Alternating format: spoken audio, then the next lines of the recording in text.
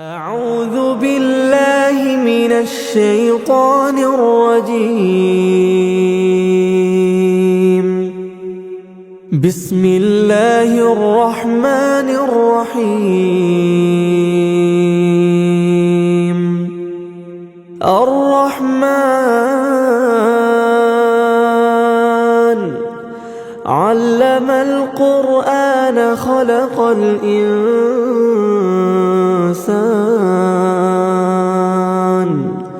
علمه البيان. الشمس والقمر بحسبان والنجم والشجر يسجدان والسماء رفعها ووضع الميزان ألا تطغوا في الميزان وأقيموا الوزن بالقسط ولا تخسروا الميزان والأرض وضعها للأنام فيها فاكهة والنخل ذات الأكمام والحب ذو العصف والريحان فبأي آلاء ربكما تكذبان خلق الإنسان من صلصال كالفخار وخلق الجان من مارج من نار فبأي آلاء ربكما تكذبان رب المشرقين ورب المغربين فبأي آلاء ربكما تكذبان مرج البحرين يلتقيان بينهما برزخ لا يبغيان فبأي آلاء ربكما تكذبان يخرج منهما اللؤلؤ والمرجان فبأي آلاء ربكما تكذبان وله الجوار المنشآت في البحر كالأعلام فبأي آلاء ربكما تكذبان كل من عليها فان ويبقى وجه ربك ذو الجلال والإكرام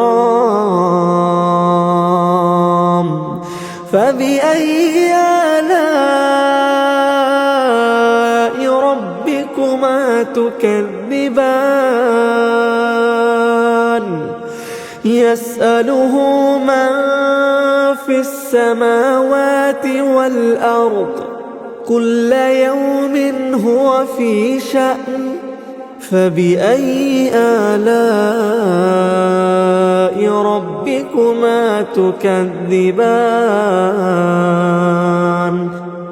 سنفرغ لكم أيها الثقلان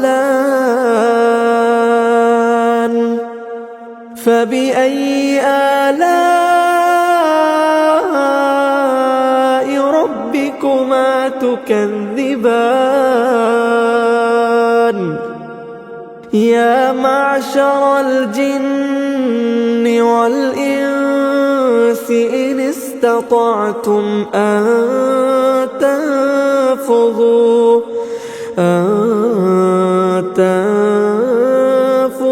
من أقطار السماوات والأرض فانفذوا لا تنفذون إلا بسلطان فبأي آلاء ربكما تكذبان يرسل عليكما شواظ من نار ونحاس فلا تنتصران فبأي آلاء ربكما تكذبان فإذا انشقت السماء فكانت وردة كالدهان فبأي آلاء ربكما تكذبان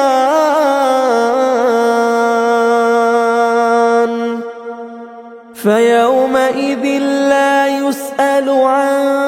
ذنبه إنس ولا جان فبأي آلاء ربكما تكذبان يعرف المجرمون بسيماهم فيؤخذ بالنواصي والأقدام فبأي آلاء ربكما تكذبان هذه جهنم التي يكذب بها المجرمون يطوفون بينها وبين حميم آن فبأي آلاء ربكما تكذبان ولمن خاف مقام ربه جنتان فبأي آلاء ربكما تكذبان ذواتا أفنان فبأي آلاء ربكما تكذبان فيهما عينان تجريان فبأي آلاء ربكما تكذبان فيهما من كل فاكهة زوجان فبأي آلاء ربكما تكذبان متكئين على فرش بطائنها من استبرق وجنى الجنتين دان فبأي آلاء ربكما تكذبان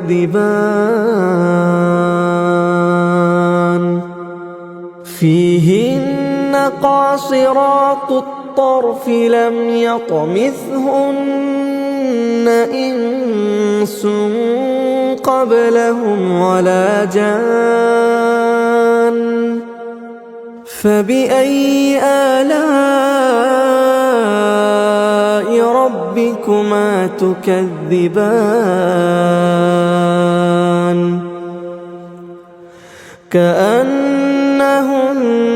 الياقوت والمرجان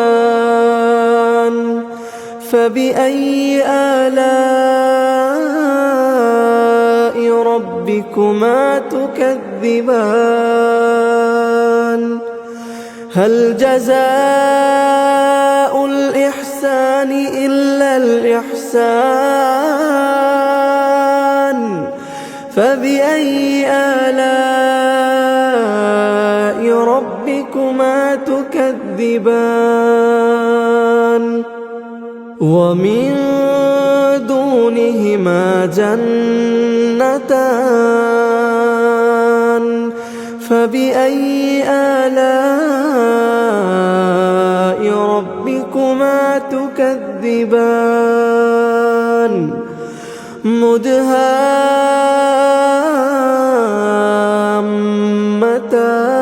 مدهامتان فبأي آلاء ربكما تكذبان فيهما عينان نضاختان فبأي آلاء ربكما تكذبان فيهما فاكهة ونخل ورمان فبأي آلاء ربكما تكذبان فيهن خيرات حسان فبأي آلاء ربكما تكذبان حور مقصورات في الخيام فبأي آلاء ربكما تكذبان لم يطمثهن إنس قبلهم ولا جان فبأي آلاء ربكما تكذبان متكئين على رفرف خضر وعبقري حسان فبأي آلاء ربكما تكذبان تبارك اسم ربك ذي الجلال والإكرام